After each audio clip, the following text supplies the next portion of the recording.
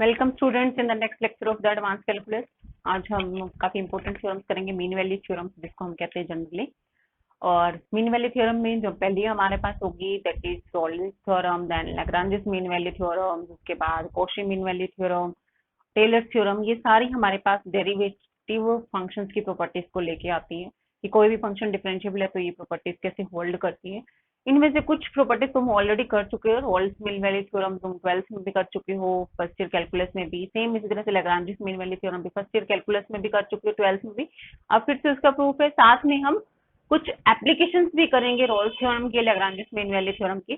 तो सबसे पहले हम थ्योरम के प्रूफ पे आएंगे, उसके बाद उनकी एप्लीकेशंस पे आएंगे। तो पहली थ्योरम जो हम लेने जा रहे हैं दैट इज रोल्स थ्योरम। हमारे पास स्टेटमेंट क्या है, एफ एक फंक्शन है defined on a b, closed and bounded interval A b है हमारे पास डोमेन में। एफ बाउंड फंक्शन दे रखा है जो कंटिन्यूअस है in the closed interval A b. पहली कंडीशन कि एफ एक ऐसा फंक्शन है जो कंटिन्यूअस है on closed interval A b. F differentiable है in open interval A b. Open interval A b का मतलब ए और बी के ऊपर may not be differentiable, but interval के अंदर जितने भी पॉइंट है हमारे पास ना के ए के इक्वल है ना ही बी के इक्वल, बट बल्कि ग्रेटर देन ए और लेस देन बी जितने भी पॉइंट्स आएंगे उन सब के ऊपर डिफरेंशिएबल है। तो फंक्शन हमारे पास ए से बी तक कंटिन्यूअस है, क्लोज्ड इंटरवल पर डिफरेंशिएबल है, ओपन इंटरवल पर। साथ में थर्ड कंडीशन एफ की वैल्यू ए के ऊपर और एफ की वैल्यू बी के ऊपर इक्वल है। साइन से हमने कुछ नहीं कहा कि एफ ए का साइन क्या होगा, एफ बी का साइन क्या होगा, सिर्फ इतना ही कि दोनों की value at the point a, function की value at the point a और फंक्शन की value at the point b जो है वो सेम है। तो अगर कोई भी फंक्शन अगर इन तीन कंडीशन को सेटिस्फाई कर रहा है तो एक पॉइंट सी मिलेगा in open interval A B, जहां उसके डेरिवेटिव की वैल्यू क्या होगी, जीरो होगी। दैट मीन्स कम से कम at least one point, that there exist at least one point, कम से कम एक पॉइंट सी मिलेगा ओपन इंटरवल ए बी के अंदर जहां उसके डेरिवेटिव की वैल्यू जीरो। दैट मीन्स कि जहां टेंजेंट लाइन जो होगी वो पैरेलल टू एक्स एक्सिस होगी। सी एक ऐसा पॉइंट मिलेगा कम से कम एक in the open interval A B जहां tangent line parallel to x axis होगी। स्लोप जीरो होने का मतलब ही tangent line parallel to x axis. अब हमारे पास इसी को अगर हम ज्योमेट्रिकली देखें कि फंक्शन हमारे पास किस तरह का होगा, कंटिन्यूअस इसका मतलब हमारे फंक्शन में कहीं ब्रेक नहीं है। अगर हम लिटरल लैंग्वेज में देखें कि फंक्शन कंटिन्यूअस है that means there is no break of the in the graph of the function. Differentiable है इसका मतलब फंक्शन जो है वो स्मूथ है। स्मूथ का मतलब कहीं भी शार्प पॉइंट नहीं आ रहा, स्मूथ चल रहा है। हर पॉइंट के ऊपर हम एक tangent line, unique tangent line draw कर सकते हैं। ऐसा नहीं है कि लेफ्ट टेंजेंट लगा रहा है, राइट टेंजेंट लगा रहा है। हर पॉइंट के ऊपर एक यूनिक टेंजेंट हमारे पास एग्जिस्ट कर रहा है। फंक्शन ओपन इंटरवल में डिफरेंशिएबल का मतलब यही है कि function each point in open interval A B के ऊपर स्मूथ है। We can find a unique tangent at each point in A B. Third condition, F की वैल्यू ए के ऊपर और एफ की वैल्यू बी के ऊपर बराबर है। तो हमारे पास ये, अगर सपोज ये पॉइंट ए है हमारा, ये पॉइंट बी है, फंक्शन की वैल्यू ए के ऊपर और बी के ऊपर बराबर है, दैट मीन्स हमारे पास ये जो हाइट आएगी this is height F A और ये जो हाइट है एफ बी वो हर सेम कंटिन्यूअस लिया हमने, पूरा ग्राफ में कहीं ब्रेक नहीं है, स्मूथ है हर पॉइंट के ऊपर, कहीं शार्प पॉइंट नहीं लिया हमने। एफ की वैल्यू ए के ऊपर और एफ की वैल्यू बी के ऊपर बराबर है। Then there exist a point C in the open interval A B जहां डेरिवेटिव की वैल्यू जीरो होगी। तो तुम्हें यहाँ दिख रहा है इस पॉइंट के ऊपर मेरी टेंजेंट लाइन जो है वो पैरेलल टू एक्स एक्सिस आएगी। इट मींस इस पॉइंट के ऊपर मेरी जो स्लोप आएगी ये जीरो होगी। तो सी पॉइंट हमारा ओपन इंटरवल ए बी में एग्जिस्ट करेगा जहां मेरे स्लोप, टेंजेंट लाइन की जो स्लोप होगी पैरेलल टू एक्स एक्सिस होगी। There can exist more than one point, कि ऐसा भी हो सकता है कि मैं ए पॉइंट है हमारे पास, बी पॉइंट है, मुझे ये हाइट तो बराबर लेनी है, मुझे ये हाइट तो बराबर लेनी है, लेकिन हमारे पास ग्राफ में कहीं ब्रेक नहीं करना, ग्राफ में कोई शार्प पॉइंट नहीं लेना। बट इस तरह से हमारे पास कोई पॉइंट ले सकते हैं कि जहां हमारी वैल्यू तो बराबर आ रही है, ए के ऊपर भी हमारे पास ये हाइट है, बी के ऊपर भी ये हाइट है, तो हमारा ग्राफ स्मूथ है, कंटिन्यूअस है।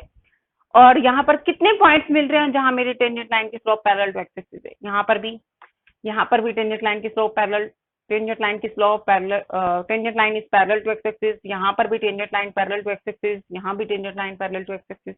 तो there are so many points in this graph. This graph is continuous, this graph is differentiable, FA and FB are equal. We can find so many points in this graph where tangent line is parallel to x axis. तो इसलिए हमने at least one का है, कम से कम एक point मिलेगा जहां टेंजेंट लाइन जो होगी वो पैरेलल टू एक्स एक्सिस होगी, दैट मींस जहां स्लोप जीरो होगी, एफ डैश सी जो होगा वो जीरो होगा। तो प्रूफ किस तरह से करना है, सिंपल प्रूफ है हमारे पास, f is given to be continuous on closed interval AB, कि हमारा जो फंक्शन गिवन है वो continuous in the closed interval AB। तो हमारे पास बाउंडेडनेस थ्योरम क्या कह रही है कि अगर कोई function continuous in the closed and bounded interval AB तो फंक्शन बाउंडेड भी होगा। तो हमारा AB जो था वो क्लोज्ड एंड बाउंडेड इंटरवल था, तो फंक्शन हमारा बाउंडेड भी है on A an interval AB और अटेन इट्स बाउंड, और किसी न किसी पॉइंट के ऊपर इसका सुप्रीमम अटेन होगा, किसी न किसी पॉइंट के ऊपर इसका इनफीमम अटेन होगा। u हमने सुप्रीमम मान लिया, इनकी लीस्ट अपर बाउंड मान लिया। u is the least upper bound of fx where x belongs to ab and l is the greatest lower bound of fx, x belongs to ab। that means u हमारे पूरी की पूरी range का supremum और l हमारा पूरी की पूरी रेंज का इनफीमम। तो कम से कम एक पॉइंट c मिला और एक पॉइंट d मिलेगा जहां अपनी मैक्सिमम वैल्यू और minimum value that mean supremum और इनफीमम को अटेन करेगा। तो c पॉइंट एक ऐसा आ रहा है जहां हमारा सुप्रीमम अटेन हो रहा है, डी पॉइंट ऐसा आ रहा है जहां हमारा इनफीमम अटेन हो रहा है। दैट मीन्स हमारे पास इस तरह का ग्राफ है कि सबसे जो बड़ी वैल्यू आ रही है, सबसे जो बड़ी वैल्यू आ रही है, ये तो हमारे पास है कि फंक्शन की वैल्यू जो है वो a के ऊपर और b के ऊपर जो है वो बराबर है। तो हम इस तरह से ले ले कि फंक्शन की वैल्यू a के ऊपर और b के ऊपर बराबर है। सबसे बड़ी वैल्यू यहाँ पर आ रही है तो इस पॉइंट का नाम हमारे पास c रखा, सबसे छोटी वैल्यू यहाँ आ रही है तो इस पॉइंट का नाम हमने डी रखा। तो ये वैल्यू जो है एल है एंड दैट इज यू। तो हमारे पास ऐसा भी हो सकता है कि ए और बी पॉइंट क्योंकि दोनों वैल्यू बराबर और सबसे छोटी वैल्यू यहीं आ रही है, कि हमारा ग्राफ ऐसा भी हो सकता है कि सबसे छोटी वैल्यू यहाँ आ रही है, क्योंकि ये दोनों बराबर है तो सबसे छोटी वैल्यू यहाँ पर भी आ सकती है। तो हमारे पास हम दो केसेस करेंगे अब इसमें, कि अगर मेरा ग्राफ इस तरह का हो जहां मेरा सुप्रीमम और इनफीमम बराबर हो जाए। केस नंबर 1,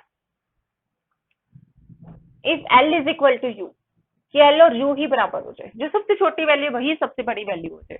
अब हमारे पास क्या होता है कि रेंज की सारी के सारी वैल्यू लीस्ट अपर बाउंड से कम और ग्रेटेस्ट लोअर बाउंड से बड़ी, L से बड़ी because L is the greatest lower bound and U से छोटी because U is the least upper bound. Upper bound बन रहा है U और L बन रहा है lower bound for all x belonging to AB। अगर ये ही दोनों बराबर हो जाए, दैट मीन्स अगर यूं हो हमारे पास कोई भी fx is lying between 5 and 5, that means fx is equal to 5, कि 5 ही है जो 5 और 5 के बीच में होगा, less than equal to and greater than equal to. It means अगर L और U बराबर है, दैट मीन्स हमारे पास fx की वैल्यू ही L के बराबर होगी, या फिर हम U के बराबर भी कह सकते हैं बिकॉज दोनों बराबर हैं अब तो, for all x belonging to AB।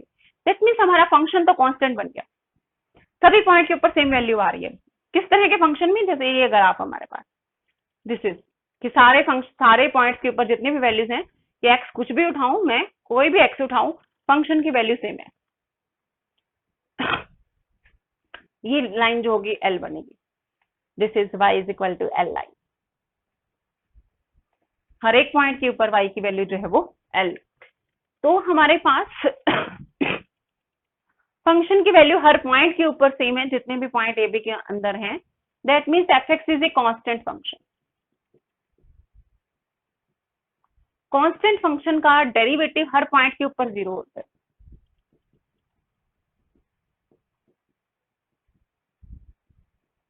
Constant function continuous भी होता है, कांस्टेंट फंक्शन डिफरेंशिएबल भी होगा, और कांस्टेंट फंक्शन इस कंडीशन को ऑब्वियसली सेटिस्फाई भी करता है। हमारे पास सभी पॉइंट्स के ऊपर सेम वैल्यू है तो ए और बी के ऊपर भी सेम ही है। तो डेरिवेटिव 0 होने का मतलब हमें तो एक पॉइंट निकालना था जब डेरिवेटिव 0 है, या तो सारे पॉइंट्स के ऊपर डेरिवेटिव 0 है। तो derivative is 0 at each point in A B, हर पॉइंट के ऊपर 0 है।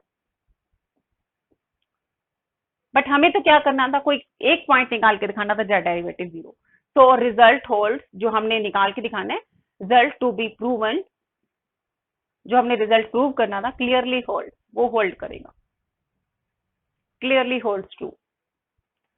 ये कब हुआ, जब हमने फर्स्ट केस लिया, जब मेरा L और U क्या है, बराबर है। अगर हमारा L और U बराबर ना हो, केस नंबर 2, कि L और U जो है वो डिफरेंट है,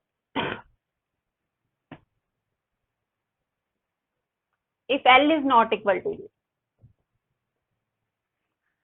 अब हमारे पास L और U बराबर नहीं है, FA और FB बराबर है, इसका मतलब एफ ए और एफ बी के ऊपर अगर हमारे पास एल अटेन भी हो रहा हो तो इसका मतलब एफ ए और एफ बी के ऊपर यू तो अटेन नहीं होगा। कम से कम एक वैल्यू एल हो सकती है। हो सकता है कि दोनों ही हमारे पास इस तरह से हो कि एफ ए की वैल्यू और एफ बी की वैल्यू जो है वो ना तो सुप्रीमम के बराबर है ना ही इनफीमम के बराबर है, ऐसा भी हो सकता है। लेकिन अगर ऐसा भी हो जाए कि एफ ए और एफ बी के ऊपर यू अटेन हो रहे हैं या एल अटेन हो रहे हैं, कोई एक अटेन हो सकता है, दोनों तो अटेन नहीं हो सकते क्योंकि दोनों डिफरेंट डिफरेंट है और हमारे पास एफ ए और एफ बी तो क्या है, बराबर है। तो इसको क्या लिखेंगे हम, देयरफॉर एट लीस्ट एल और यू वन ऑफ दीज, कम से कम इन दोनों में से कोई एक is not equal to F ए और ये वापस एफ बी के बराबर है। कम से कम एक तो इन दोनों में से एल की वैल्यू एफ ए के बराबर नहीं होगी या फिर यू की वैल्यू एफ ए के बराबर नहीं होगी, क्योंकि एल और यू डिफरेंट डिफरेंट दो नंबर है। एफ ए और एफ बी तो इक्वल है, तो कोई एक वैल्यू इनमें से या तो एफ ए की वैल्यू एल के बराबर नहीं होगी या फिर एफ ए की वैल्यू यू के बराबर नहीं होगी, क्योंकि एफ ए की वैल्यू एल के बराबर भी है, एफ ए की वैल्यू यू के बराबर भी, इसका मतलब एल और यू के बराबर होगी। लेकिन हमारे पास तो एल और यू के बराबर नहीं। तो हम सपोज कर लेते हैं, सपोज कोई एक मान लेते हैं कि एफ ए की वैल्यू यू के बराबर नहीं है। हो सकता है कि एफ ए एल के बराबर हो, लेकिन कम से कम एक ने तो होना ही है जो इसके बराबर नहीं है। हम मान के चल रहे हैं F A is not equal to U. Similarly case हो सकता है एफ ए अगर नॉट इक्वल टू एल है तो भी। अगर F A not equal to U है, वी क्लेम दैट कि एफ ए जिस पॉइंट के ऊपर मेरा सुप्रीमम, ए पॉइंट के ऊपर हमारा सुप्रीमम नहीं आ रहा, देयरफॉर सी पॉइंट जो होगा, ए पॉइंट के ऊपर सुप्रीमम नहीं आ रहा, लेकिन हमने सुप्रीमम किस पॉइंट के ऊपर माना है, सी के ऊपर, therefore C can not be equal to, कि ए पॉइंट के ऊपर तो सुप्रीमम नहीं अटेन हो रहा, दैट मीन सी पॉइंट जो है वो हमारा डिफरेंट फ्रॉम में होगा। और सी पॉइंट अगर since F A is equal to F B, F ए और एफ बी तो बराबर हैं, दैट मीन्स हमारा सी पॉइंट बी के इक्वल भी नहीं होगा, क्योंकि सी पॉइंट के ऊपर हमारा सुप्रीमम आ रहा है और एफ ए तो सुप्रीमम के बराबर नहीं है, एफ बी भी सुप्रीमम के बराबर नहीं है। इट मीन्स सी ओ ना तो ए के बराबर है, सी ना तो बी के बराबर। इट मीन सी कहाँ जाएगा, वो ओपन इंटरवल में। और हम क्लेम कर रहे हैं, वी क्लेम दैट कि जिस पॉइंट के ऊपर सुप्रीमम आएगा उस पॉइंट के ऊपर मेरे डेरिवेटिव की वैल्यू क्या होगी, 0 होगी। सेम केस हमारे पास इनफीमम का हो सकता है कि एफ ए अगर एल के बराबर नहीं है, दैट मीन्स एफ बी भी एल के बराबर नहीं है, बिकॉज एफ ए और एफ बी तो बराबर हैं। इट मीन्स डी पॉइंट, जिस पॉइंट के ऊपर इनफीमम आ रहे हैं, डी पॉइंट ना तो ए के बराबर, डी ही पॉइंट ना तो बी के बराबर, डी पॉइंट किसमें होगा, ओपन इंटरवल ए बी में। तो जिस पॉइंट के ऊपर डेरिवेटिव अपना सुप्रीमम और इनफीमम अटेन करेगा, अगर वो पॉइंट ओपन इंटरवल में है तो वहां डेरिवेटिव की वैल्यू हम क्लेम करने जा रहे हैं वो 0 होगी। तो हमने क्लेम करना है कि फंक्शन की डिफरेंट डेरिवेटिव वैल्यू 0 है, सिंस हमारे पास फंक्शन पूरे के पूरे ओपन इंटरवल में डिफरेंशिएबल है। F is differentiable in open interval AB, there be, that means left hand derivative at each point in AB and right hand derivative at each point, दोनों ही derivative की value किसी भी point के ऊपर same होनी चाहिए। That means left hand derivative of f at c b is equal to right hand derivative of f at c, क्योंकि function differentiable है तो सी के ऊपर भी डिफरेंशिएबल होगा। F is differentiable at C. Left hand derivative आएगा कितना, left hand derivative limit h tends to 0 minus f of c plus h minus f of c over h, ये लेफ्ट हैंड डेरिवेटिव जिसको हम f dash c minus भी लिख देते हैं कि h जो टेंड कर रहा है 0 को लेफ्ट साइड से टेंड कर रहा है। सेम इसी तरह से राइट हैंड डेरिवेटिव क्या लिख सकते हैं, limit h tends to 0 plus f of c plus h minus f of c over h, limit h tends to 0 plus because 0 को टेंड कर रहा है right side of 0। Left hand derivative को हम दूसरी सेंस में भी लिख सकते हैं। Left hand derivative can also be put in the form f of c minus h, h negative, h 0 minus tend कर रहा है, h नेगेटिव है, नेगेटिव साइड से 0 को टेंड कर रहा है, और अगर हम h को रिप्लेस कर दे माइनस h के साथ, और h को रिप्लेस कर दे अगर हम माइनस h के साथ, तो हमारे पास अगर h 0 माइनस को टेंड कर रहा था तो माइनस h टेंड करेगा 0 प्लस को। दैट मीन्स अब हम लिख सकते हैं लेफ्ट हैंड डेरिवेटिव को ही limit h tends to 0 plus c minus h minus of f c where divided by minus, this is left hand derivative f dash c minus.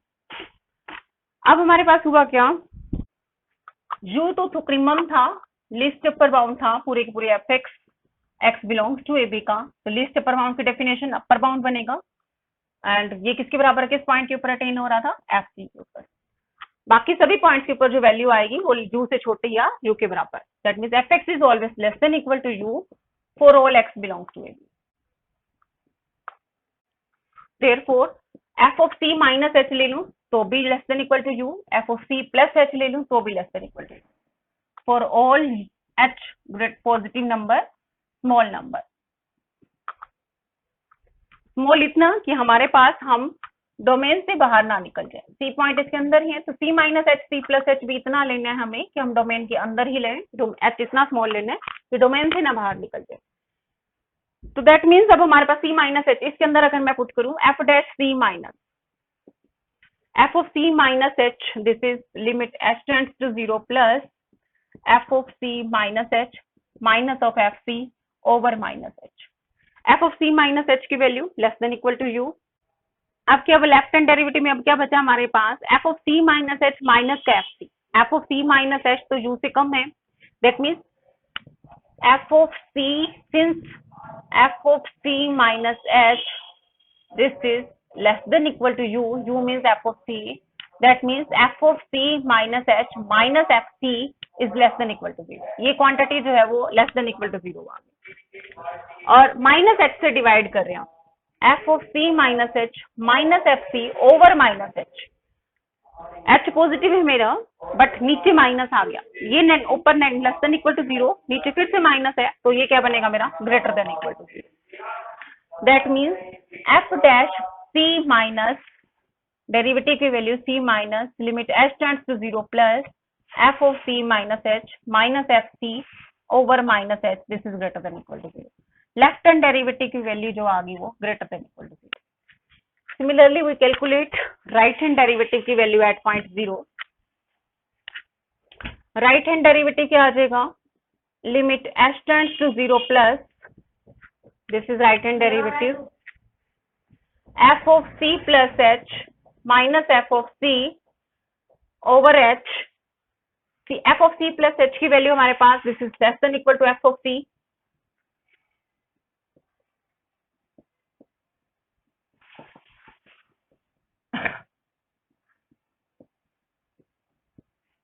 ये क्या आ जाएगा हमारे पास f c minus f c, ये भी पॉजिटिव ही है, tends to 0 plus, तो ये आ जाएगा 0।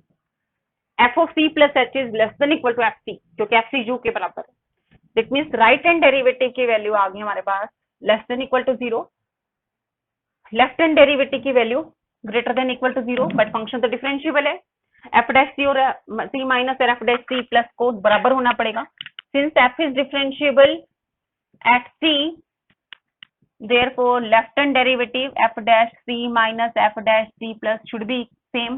तो एक अगर ग्रेटर देन इक्वल टू 0 है, एक लेस देन इक्वल टू 0 है, दैट मीन्स अगर दोनों बराबर हैं इट मीन्स सिर्फ और सिर्फ पॉसिबिलिटी क्या होगी, इक्वल टू 0 होने की, क्योंकि अगर ये नेगेटिव हो गया इक्वल टू 0 ना हुआ, ये पॉजिटिव हो गया इक्वल टू 0 ना हुआ, तो बराबर कैसे होंगे।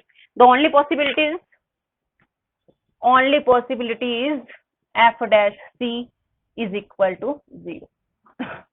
ये दोनों ही 0 आ जाए, और दोनों 0 आने का मतलब फंक्शन के डेरिवेटिव की वैल्यू भी एट पॉइंट सी की वैल्यू क्या आएगी, 0 आ जाएगी। तो हमारे पास रोल्स थ्योरम क्या है, फंक्शन कंटिन्यूअस है in the closed interval A b, function differentiable है in open interval A b, तो कम और एफ ए और एफ बी की वैल्यू इक्वल, तो कम से कम एक पॉइंट सी मिलेगा ओपन इंटरवल ए बी में जहां डेरिवेटिव की वैल्यू क्या होगी, 0 होगी।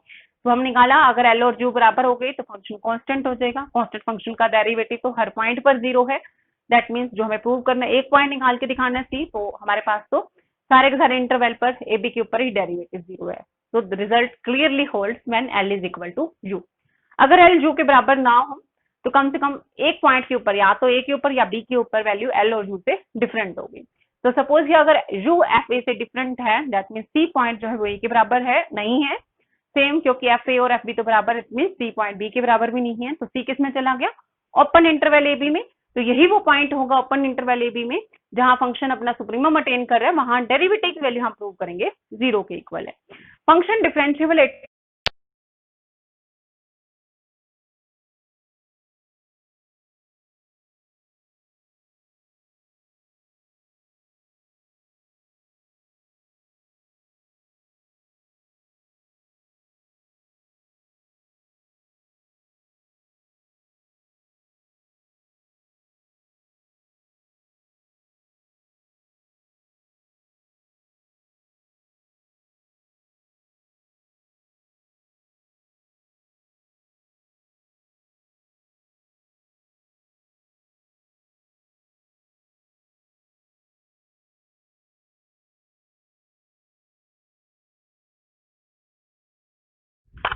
तो पहला एग्जांपल हम लेके चल रहे हैं, f x is equal to square root of और माइनस एक्स स्क्वायर और इंटरवल दे रखे हैं हमारे पास -2 to 2। तो सबसे पहले फंक्शन को कंटिन्यूस चेक करेंगे। कंटिन्यूस चेक करने के लिए हमें क्या देखना चाहिए कि फंक्शन अगर पोलिनोमियल है तो डेफिनेटली कंटिन्यूस है। एवरी पोलिनोमियल फंक्शन डोमेन हमारी कोई भी हो कंटिन्यूस होना ही होना है। अगर फंक्शन रैशनल फॉर्म का है, एफ एक्स इस फॉर्म का है कि P x over Q x इस फॉर्म का है और पी एक्स और क्यू एक्स अलग अलग पोलिनोमियल्स हैं और Q x should not be zero for every point in that domain, तब हम कहेंगे कि फंक्शन कंटिन्यूस है। ये कंटिन्यूस और ये चीज नॉन जीरो है हर पॉइंट पर, तो हमारे पास फंक्शन जो होगा, रैशनल फंक्शन जो होगा वो भी क्या होगा, कंटिन्यूस होगा। तीसरा, ट्रिग्नोमेट्रिक फंक्शन साइन और कोस हमारे पास हमेशा कंटिन्यूस होंगे। E raise to power x function जो एक्सपोनेंशियल फंक्शन है वो हमेशा कंटिन्यूस होगा। टेंजेंट फंक्शन आ जाए, टेंजेंट फंक्शन सभी पॉइंट के ऊपर कंटिन्यूस है एक्सेप्ट जीरो। एक्स की वैल्यू अगर डोमेन हमारे पास इस तरह की दे रखी है जहां इन्फिनिटी अटेन नहीं कर रहा, एक्स की वैल्यू π/2 है तो एक्स की वैल्यू π/2 के ऊपर तो ये इन्फिनिटी आ जाएगा। तो अब जिन पॉइंट के ऊपर इन्फिनिटी अगर नहीं है, वो पॉइंट अगर डोमेन में नहीं है तो कंटिन्यूस मान के चलेंगे। तो थर्ड, इसी तरह से अगर हमारे पास कोई इस तरह का फंक्शन आ जाए स्क्वायर रूट टाइप का, तो अब स्क्वायर रूट कब एग्जिस्ट करेगा, दैट मींस रियल नंबर कब होगा, जब मेरी जो स्क्वायर रूट के अंदर वाली वैल्यू है, जो आर्ग्यूमेंट है, वो ग्रेटर देन इक्वल टू 0 होगा। अगर ये वैल्यू लेस देन 0 होगी किसी भी पॉइंट के लिए, डोमेन के किसी भी पॉइंट के लिए अगर ये नेगेटिव होगी तो स्क्वायर रूट इमेजिनरी आएगा हमारे पास। तो अब हम यहाँ पर देखते हैं फंक्शन एफ एक्स की वैल्यू हमारे पास √4 - एक्स स्क्वायर, क्योंकि हमारे पास एक्स की वैल्यू क्या है, 2 और -2 के बीच में, that means x square is less than equal to 4 आ जाएगा। एक्स स्क्वायर की वैल्यू अगर 4 से छोटी है, that means 4 - x square is greater than equal to 0। It means हमारे पास स्क्वायर रूट जो आएगा वो एग्जिस्ट करेगा। Therefore, f is continuous in the closed interval -2 to 2। अब ये पोलिनोमियल ही है हमारे पास और स्क्वायर रूट लिया हमने। Composition of two continuous function is again continuous. तो स्क्वायर रूट फंक्शन अगर ग्रेटर देन इक्वल टू 0 है तो कंटिन्यूस होगा, पोलिनोमियल है ये भी तो कंटिन्यूस होगा, एफ एक्स कंटिन्यूस है और एफ का डेरिवेटिव चेक करेगा। तो डेरिवेटिव किस तरह से चेक करेंगे हम कि फंक्शन डिफाइंड होना चाहिए, डिनोमिनेटर अगर आ रहा है डेरिवेटिव में तो डिनोमिनेटर नॉन जीरो होना चाहिए। तो अब हम इसका डेरिवेटिव निकालें, it is 4 - x square raise to power 1/2। तो 1/2 आगे आ गया, हमारे पावर फंक्शन का डेरिवेटिव यूज कर रहे हैं, that is -1/2, then integrand is -2x, it will become -x square root of 4 - x। अब फिर से हमारे पास ये चीज अगर 0 होगी तो डिफरेंशिएबल नहीं होगा, जिस पॉइंट के ऊपर ये चीज 0 हो जाएगी। अब 4 - एक्स स्क्वायर तो कब 0 होगा, जब 4 - एक्स स्क्वायर 0 होगा, दैट मीन्स एक्स स्क्वायर 4 होगा, that means x is equal to +-2 होगा। दैट मीन्स एक्स की वैल्यू +-2 के ऊपर ये चीज 0 आ जाएगी, फंक्शन का डेरिवेटिव इन्फिनिटी हो जाएगा। Infinity is a thing which does not exist. तो हमारे पास function is not differentiable when x is equal to 2 and x is equal to -2, बाकी सभी पॉइंट के ऊपर डिफरेंशिएबल है। f is not differentiable at x is equal to 2 and -2. That means बाकी सभी पॉइंट के ऊपर, पूरी रियल लाइन के ऊपर differentiable accept at these 2 point. लेकिन हमें अब हमारे पास ये इंटरवल है तो हम लिख सकते हैं therefore f is differentiable in open interval -2 to 2। Open interval तो ले ही सकते हैं, कंटिन्यूस क्लॉज के अंदर आ गया, डिफरेंशिएबल ओपन के अंदर आ गया। फर्स्ट कंडीशन रोल्स थ्योरम की satisfied, second condition roles theorem की सेटिस्फाइड, थर्ड f की वैल्यू 2 के ऊपर और f की वैल्यू -2 के ऊपर। f की वैल्यू 2 के ऊपर लोगे तो 0 आ जाएगी, दिस इज 2 स्क्वायर 4 - 4 0। f की वैल्यू -2 पर लोगे तो भी 0 आ जाएगी, दिस इज -2 का स्क्वायर अगेन 4 4 - 4 0, तो ये भी 0। तो रोल्स थ्योरम की तीनों condition satisfied. Therefore by Rolle's theorem there must exist some point in open interval -2 to 2 जहां डेरिवेटिव की वैल्यू क्या होगी, 0। तो हमने वेरीफाई करनी है, ऊपर जब स्टेटमेंट में लिखो verify Rolle's theorem, that means हमें एक पॉइंट सी निकाल के दिखाना है ओपन इंटरवल ए बी में जहां डेरिवेटिव की वैल्यू क्या होगी, 0। तो डेरिवेटिव ऑफ 0 कब होगा, f डैश सी x कब 0 होगा, f डैश x कब 0 होगा, जब ये चीज 0 होगी। दिस इज माई डेरिवेटिव की वैल्यू ये आ रही है मेरी, -x √4 - x square, this is 0, that means x is equal to 0। तो x is equal to 0 point के ऊपर डेरिवेटिव 0 है। क्या x is equal to 0 open interval -2 to 2 में बिलोंग कर रहा है? अगर कर रहा है दैट मीन्स मेरी रोल्स थ्योरम वेरीफाई हो रही है। अगर जिस पॉइंट के ऊपर डेरिवेटिव 0 आ रहा है वो पॉइंट इससे बाहर चला गया, ओपन इंटरवल से बाहर चला गया, that means Rolle's theorem is not verified. But हमारे पास जो एक्स आया, देयरफॉर जहां डेरिवेटिव जीरो है वो point x is equal to zero, since x is equal to zero belongs to -2 to 2, therefore हमारे पास एक पॉइंट मिल गया, therefore c is equal to zero belonging to -2 to 2, जहां डेरिवेटिव की वैल्यू क्या आ रही है, जीरो आ रही है।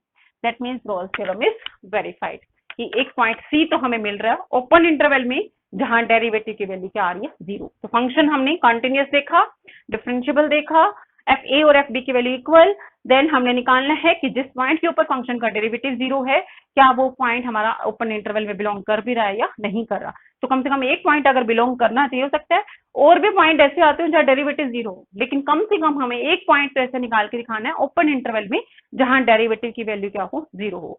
अगर हम ऐसा पॉइंट फाइंड आउट कर सकते हैं, that means Rolle's theorem is verified, otherwise not.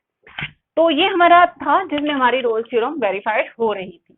अब हम एक ऐसा एग्जांपल दे रहे हैं जहां हमारी रोल्स थ्योरम वेरीफाइड नहीं हो रही। इस फंक्शन के ऊपर आते हैं, मॉडुलस फंक्शन, काफी इंपॉर्टेंट एग्जांपल है मॉडुलस फंक्शन का।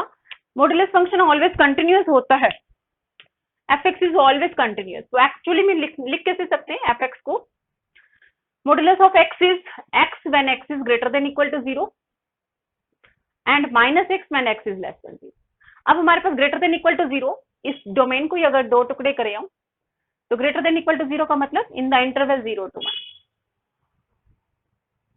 और लेस देन जीरो का मतलब बिलोंग कर रहे -1 to 0 के बीच में। तो 0 को हम इंक्लूड ना भी करें तो भी ऐसे ही रहेगा। अब हमारे पास फंक्शन की ब्रेक कहाँ हो रही है, 0 के ऊपर। 0 के लेफ्ट में फंक्शन की वैल्यू -x है, 0 के राइट में फंक्शन की वैल्यू इक्वल टू x है। तो हमारा limit x tends to 0 minus निकालें f x, that is limit x tends to 0 minus of x को 0 पुट करे तो अगेन 0 ही आएगा। Limit x tends to 0 plus f of x, limit x tends to 0 plus, जब हमें continuity निकालनी है तो अगर फंक्शन इस तरह का है जहां कोई ब्रेक पॉइंट दिख रहा है तो हम ब्रेक पॉइंट के ऊपर चेक करेंगे कि फंक्शन जो है वो कंटिन्यूअस है या नहीं है। तो limit x tends to 0 plus, तो लेफ्ट हैंड लिमिट 0 पर, राइट हैंड लिमिट 0 पर बराबर आ गई, और इक्वल टू 0 पर भी 0 ही है। That means limit x tends to 0 minus f x, limit x tends to 0 plus f x और f of 0 all are same, therefore f is continuous at 0। 0 के ऊपर कंटिन्यूअस है और 0 के लेफ्ट और 0 के राइट में तो सिर्फ और सिर्फ फंक्शन सेम ही चल रहा है, तो इट मीन्स कंटिन्यूअस है। Also function is continuous, also f is continuous in 0 to 1 and -1 to 0, इसमें भी कंटिन्यूअस है और 0 के ऊपर तो कंटिन्यूअस हो ही गया। देयरफॉर हम क्या लिख सकते हैं, f is continuous in the close पूरे के पूरे इंटरवल पर। डिफरेंशिएबिलिटी चेक करते हैं हम एफ डैश एक्स। तो फंक्शन के अगर दो टुकड़े हो रहे हैं तो डेरिवेटिव भी ऑब्वियसली दो टुकड़े लिखे आएगा। एफ डैश एक्स की वैल्यू एक्स का डेरिवेटिव 1 और माइनस एक्स का derivative -1 when x is greater than equal to 0 and x is less than 0। तो लेफ्ट हैंड डेरिवेटिव तो आएगा, इट मीन अगर मैं फंक्शन का लेफ्ट हैंड डेरिवेटिव निकालू 0 माइनस 0 के लेफ्ट साइड में, वो तो -1 है, हर पॉइंट के ऊपर डेरिवेटिव सेम है 0 के लेफ्ट साइड में, और 0 के राइट साइड में हर पॉइंट के ऊपर डेरिवेटिव सेम है। तो it means f dash 0 plus वो आया +1। These not are equal, it means function की वैल्यू किसी भी पॉइंट के ऊपर 0 के ऊपर डिफरेंशिएबल नहीं है। तो फंक्शन हमारे पास 0 के लेफ्ट में और 0 के राइट में डिफरेंट वैल्यूज ले रहा है, तो f is not differentiable eight point 0। तो हमारी रोल्स थ्योरम सेटिस्फाई नहीं हो रही कि ओपन इंटरवल -1 to 1 में डिफरेंशिएबल होना चाहिए था। यहाँ से हमें ये भी दिख सकता है कि किसी भी पॉइंट के ऊपर डेरिवेटिव तो 0 नहीं आ रहा, क्योंकि डेरिवेटिव की वैल्यू या तो 1 है, डेरिवेटिव की वैल्यू है तो -1 है। वो क्यों नहीं आ रही 0, क्योंकि हमारी रोल्स थ्योरम का स्टेटमेंट ही सेटिस्फाई नहीं हो रही जहां हमारा फंक्शन को डिफरेंशिएबल होना चाहिए। अगर डिफरेंशिएबल फंक्शन होता तो डेफिनेटली एक ना एक पॉइंट सी मिलता जहां हमारा डेरिवेटिव क्या होता, 0 होता। तो हमारे पास, क्योंकि अब हम मॉडुलस एक्स का ग्राफ भी देखें, बिल्कुल 45 पे x वाली लाइन इंक्लाइन, ये -x वाली लाइन इंक्लाइन। जब x greater than equal to 0 है तो f(x) का ग्राफ ये होगा, जब x लेस देन 0 है तो फंक्शन का ग्राफ ये होगा। जीरो के ऊपर जो वो शार्प पॉइंट आ रहा है, टेंजेंट एग्जिस्ट नहीं कर रहा, डिफरेंशिएबल नहीं आ रहा। लेफ्ट हैंड डेरिवेटिव चेक करोगे तो हमारे पास स्लोप आएगी इतनी इतनी, और राइट हैंड डेरिवेटिव चेक करोगे तो स्लोप आएगी this, no slopes are not equal, तो फंक्शन जो है वो डिफरेंशिएबल नहीं है एट पॉइंट जीरो। तो दिस वाज एग्जांपल है जहां हमारी रोल्स थ्योरम की हाइपोथेसिस भी होल्ड नहीं कर रही और हमने देखा कि हमारा रिजल्ट होल्ड नहीं कर रहा। तो जो क्वेश्चन लेके चल रहे हैं हम निकालेंगे, एक इक्वेशन दे रखी है ये वाली, e raised to power x sin x is equal to x between any two real roots, इसके जो भी कोई दो रियल रूट होंगे, there exist at least one root of this, इन दोनों इक्वेशन के दो रूट्स के बीच में एक रूट इसका तो जरूर आता हुआ दिखेगा। कि मान लो एक जनरली एक पॉइंट है हमारे पास, ए इसका रूट बन रहा है, बी भी इसका रूट बन रहा है, तो ए बी ओपन इंटरवल के बीच में इसका रूट जरूर आएगा। तो किस तरह से निकालना है, let alpha and beta be two roots of equation this, e raised to fx नाम रख लिया हमने इक्वेशन का, e raised to power x sin x minus x, this is equal to 0। Alpha beta दो रूट्स हैं इसके। अब function जो है वो exponential function, polynomial function, trigonometric function sin x को कंटेन कर रहे हैं, तो ये फंक्शन टोटल मिला के कंटिन्यूअस है, x कंटिन्यूअस है, sin और e raised to power x continuous है, product of two continuous function is again continuous, difference of two continuous function is again continuous. तो fx पूरी की पूरी रियल लाइन के ऊपर कंटिन्यूअस है, fx is continuous on the closed interval alpha beta, और fx differentiable भी है हर एक पॉइंट के ऊपर, पूरी की पूरी रियल लाइन के ऊपर, तो ओपन इंटरवल अल्फा बीटा के ऊपर भी डिफरेंशिएबल होगा। अल्फा बीटा इसके रूट है, रूट का मतलब एफ अल्फा, अल्फा इसको सेटिस्फाई करेगा, बीटा भी इसको सेटिस्फाई करेगा। देयरफॉर थर्ड कंडीशन भी आ गई, f alpha is equal to f beta, दोनों ही जीरो है। बाय रोल्स थ्योरम क्या कह रही है हमारे पास, there exist a point c belonging to alpha beta such that f dash c is 0, कि दो रूट्स हमने इसके माने और एक पॉइंट और आ रहा है जब डेरिवेटिव की वैल्यू 0 है। अब इसका जब डेरिवेटिव निकालोगे वो ये इक्वेशन बनती है दिखेगी। तो अब डेरिवेटिव निकालें, एफ डैश एक्स क्या निकलेगा हमारा, F dash x is product rule अगर हम करें इसको, e raised to power x cos x plus e raised to power x sin x, product rule से डेरिवेटिव निकाला फर्स्ट टर्म का, e raised to power x as it is, sin x का derivative, e raised to power x का derivative, sin x as it is, और इधर से क्या बचेगा इक्वल टू 1, यानी कि माइनस इधर से ले लिया था -1, तो एफ डैश एक्स आ गया मेरा इसका डेरिवेटिव, एफ डैश सी क्या आ गया हमारे पास, this is equal to 0 implies e raised to power c cos c, e raised to power c sin c -1 equal to 0, that means e raised to power c cos c plus sin c equal to 1, that means cos c plus sin c equal to e raised to power -c, that means c satisfy कर रहा है, c satisfy कर रहा है equation इस वाली को, cos x plus sin x equal to e raised to power -x, क्योंकि x की जगह c पुट कर दे तो हमारे पास यही आ जाएगा, that means c is root of cos x plus sin x equal to e raised to power -, c किसके बीच में था, अल्फा और बीटा के बीच में। तो हमारे पास दो रूट्स अल्फा बीटा, ये माने किसके, इन दो रूट्स के बीच में एक c आ रहा है जो किसका रूट है, नेक्स्ट वाले इक्वेशन का। So this was your question कि between any two roots of this equation there exists at least one root of this equation। तो obviously ये जो चीज है वो इसी का डेरिवेटिव निकलती हुई दिखेगी। तो हमने निकाला एफ अल्फा 0 है, एफ बीटा 0 है, तो एक पॉइंट सी मिलेगा जहां एफ डैश सी 0 होगा।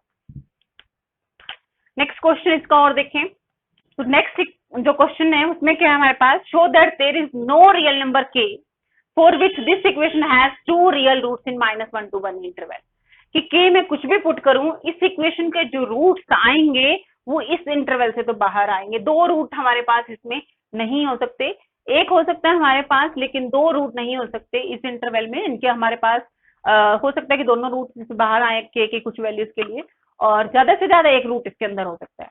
तो हमने क्या निकालना है, there is no real number k for which this equation has two real root in -1 to 1। Solution कैसे निकालेंगे हम, सपोज कर लेते हैं उल्टा मान के कि there exist two real root alpha and beta belonging to -1 to 1 of this equation 12x plus k for some value of k, कोई ना कोई के की ऐसी वैल्यू आ रही है जिसके लिए दो रियल रूट आ रहे हैं इस इंटरवल के अंदर। तो एफ अल्फा भी एफ एक्स मान लेते हैं हम इसको, let f x is x cube minus 12x plus का के, देयरफॉर एफ अल्फा भी 0 एंड एफ बीटा भी 0। F alpha 0, F beta 0, function polynomial है, कंटिन्यूअस होगा, फंक्शन पॉलिनोमियल है, डिफरेंशिएबल भी होगा, एफ अल्फा एफ बीटा बराबर भी होंगे, तो सारी चीजें लिख के कंटिन्यूअस है in the closed interval A B, polynomial है, is continuous in closed interval A B, alpha beta f x differentiable होगा अल्फा बीटा ओपन इंटरवल के अंदर, एफ अल्फा और एफ बीटा इक्वल होगी, then by Rolle's theorem there exist point c belonging to alpha beta जहां derivative की value क्या होनी चाहिए 0। दैट मीन्स अब एफ डैश एक्स आएगा कितना 3x square minus 12, that means 3c square minus 12 should be 0, c square is equal to 4 आ गया, c की वैल्यू प्लस माइनस 2। तो डेरिवेटिव किन पॉइंट के ऊपर 0 है, एक 2 के ऊपर और एक -2 के ऊपर, बट दोनों ही पॉइंट इससे तो बाहर है, बट 2 ना तो बिलोंग कर रहा है -1 to 1 में, 2 -2 भी बिलोंग नहीं कर रहा -1 to 1 में, तो -1 और 1 के अंदर ही बिलोंग नहीं कर रहा, तो अल्फा बीटा के अंदर कैसे बिलोंग कर सकता है, therefore -2 can never belong to minus alpha and beta. तो इट मीन्स ये पॉइंट इसके अंदर तो आ ही नहीं सकते, रोल्स के अंदर कह रहे आना चाहिए बट ऐसा नहीं आ रहा, ये पॉइंट तो बाहर निकल गया इंटरवल से, तो कोई भी k की वैल्यू ऐसे एग्जिस्ट नहीं करेगी, we are getting a contradiction, so our supposition is wrong that there exist two real root of this in this interval -1 to 1। तो हमारे पास कम ज्यादा से ज्यादा एक ही रूट हो सकता है -1 to 1 में, ज्यादा से ज्यादा 2 रूट आते ही कॉन्ट्राडिक्शन आ जाती है, हो सकता है एक भी ना हो, किसी वैल्यू k की कोई वैल्यू ऐसी आ रही है जिसमें -1 to 1 के बीच में कोई भी रूट ना हो, लेकिन अगर होगा भी पॉसिबिलिटी भी होगी तो एक ही होगी, 2 की पॉसिबिलिटी नहीं होगी। नेक्स्ट अब इसी तरह का एक और क्वेश्चन अगर हम ले,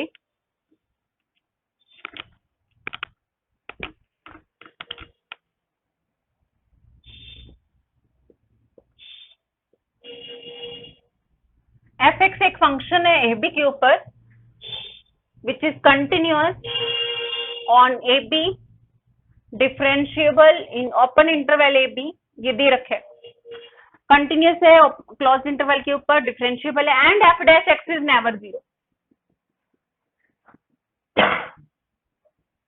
किसी भी पॉइंट के ऊपर 0 नहीं है, ओपन इंटरवल की किसी भी पॉइंट, डिफरेंशिएबल है हर पॉइंट पर बट डेरिवेटिव की वैल्यू 0 नहीं है किसी भी पॉइंट पर, then f x can have at most 1 root, बिल्कुल उसी तरह का, can have at most 1 root, ज्यादा से ज्यादा एक ही रूट होगा किसमें, in open interval A b, ज्यादा से ज्यादा एक रूट। सपोज अगर मान के चले कि 2 रूट आ रहे, suppose there exist alpha and beta contained in A B such that f alpha और 0 है, एफ बीटा भी 0, 2 रूट मान के चले, that is we are supposing f has 2 root in A b, we are supposing f x has 2 root in A B.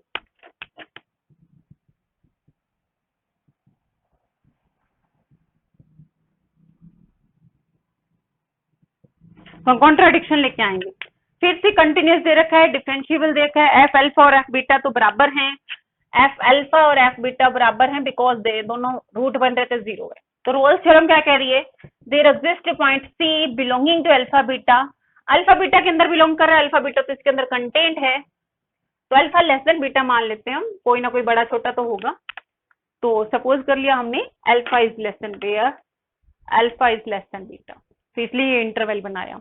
There exist point c belonging to alpha beta contained in A B such that f dash c की value 0, C alpha beta में तो सी A B में भी चला गया, F dash सी 0 आ रहा है किसी भी पॉइंट, किसी एक पॉइंट पर जहां जो किस में बिलोंग कर रहा है ए बी के अंदर, बट हमें तो दे रखे ए बी के हर पॉइंट के ऊपर डेरिवेटिव क्या है नॉन 0, वो यहाँ से हमें मिल रहा है एक पॉइंट जहां डेरिवेटिव वैल्यू 0 है, तो we are getting again a contradiction, contradiction का भाई जब हमने 2 रूट इसके अंदर माने। इट मीन्स जब भी हमें ये निकालना हो कि किसी इंटरवल के अंदर 2 रूट आ रहे हैं या नहीं आ रहे, पहले तो ये चेक कर लेना चाहिए कि हमारे पास क्या डेरिवेटिव उस इंटरवल के किसी पॉइंट पर 0 है या नहीं है। अगर डेरिवेटिव किसी भी पॉइंट के ऊपर 0 नहीं है तो डेफिनेटली उस इंटरवल के अंदर एक से ज्यादा रूट तो नहीं हो सकते, ज्यादा से ज्यादा एक रूट होगा। तो this was the application of Rolle's theorem for getting the roots of a equation. Equation कैसी, जो हमारा फंक्शन कैसा होगा इक्वेशन का, जो कंटिन्यूअस होगा, डिफरेंशिएबल होगा, तो उसके ऊपर हम रोल्स थ्योरम वेरीफाई लगा के ये चेक कर सकते हैं कि उस इंटरवल में एफ एक्स के एट द मोस्ट कितने रूट हो सकते हैं। So this was the Rolle's theorem. कल हम नेक्स्ट लेक्चर में हम लैग्रांज मीन वैल्यू थ्योरम करेंगे।